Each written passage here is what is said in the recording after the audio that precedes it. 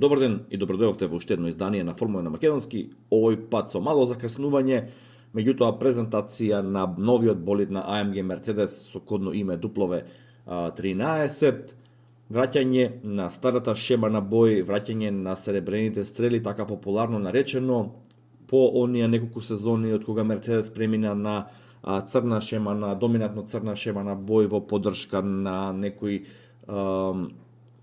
движења во светот и во поддршка на нивниот возач Луис Хамилтон. Сега Мерцедес, како што најави Тото Волф, почнува од нула, се враќаат од почеток и во оваа нова ера на Формула 1 започнуваат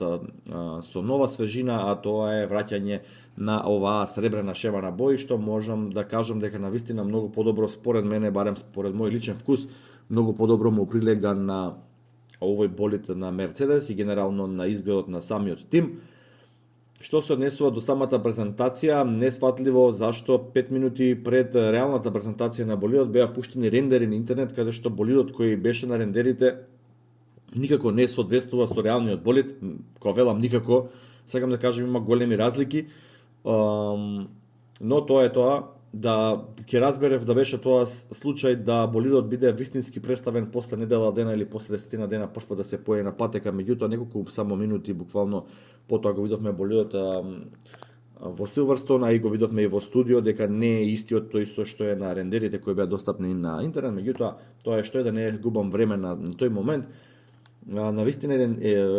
би рекол класичен концепт на Мерцедес, нешто слично спомнав и на Facebook, на Мекларен, некоја на по-класична форма на болид, меѓутоа тој под, мислам дека инженерите на Мерцедес поминале мнозинство од време на создавање на тој под, гледаме дека има многу интересни моменти во него, искривувања, различни, одоздоле веројатно ќе биде уште покомплексно да се види во некој случај доколку успееме.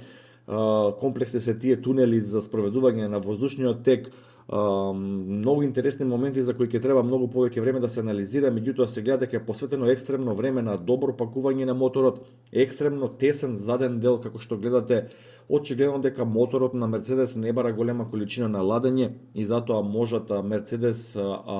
Вилијамс и Мекларен вака да го спакуваат болидот. Кај Астон Мартин е малку поинаку, меѓутоа Астон Мартин се одлучи за едно друго решение кое крие свој виден двоен под,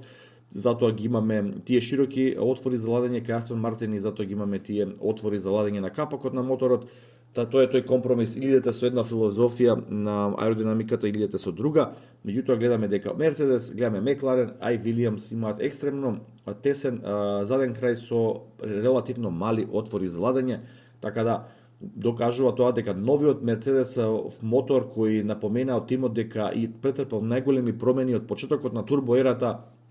според нив е добар, е ефикасен, добро ја исфрла топлината и ја користи всушност таа топлина, ја претвара во енергија, во движење, така да ќе видиме дали тоа и ќе се покаже така на патеката. Ново дуо оваа година, односно Луис Хамилтон има нов тимски колега, тоа е Џорџ Расел, дечкото кој за малку ќе победеше во Бахрейн пред 2 сезони со Мерцедес, меѓутоа немаше таа среќа, имаше еден епохален крах при менување на плевматиците во неговиот бокс од страна на механичарите на Мерцедес. Тоа е тоа се што имам да кажам, на вистина интересен болид. Видовме неколку фотографии од самиот болид на патеката во Силверстон. Ќе се задржам само малку на оваа фотографија, каде што го имаме повторно тој спреј од дожд, и ова повторно ни влела надежда дека колку толку овие нови правила ќе бидат подобри, бидејќи гледаме дека самиот бран оди нагоре наместо целосно наназад. Овој спреј е добра илустрација за како оди воздушниот тек кога се придвижува болид, и целта на правилата беше тој да се исфрла турбулентниот воздух, да се исфрла многу повисоко нагоре за да не смета на болидите кои следат. Доаѓаат конфликтни информации од многу места, некои луѓе велат дека нема да биде баш така, некои луѓе велат дека ќе успеат овие нови правила.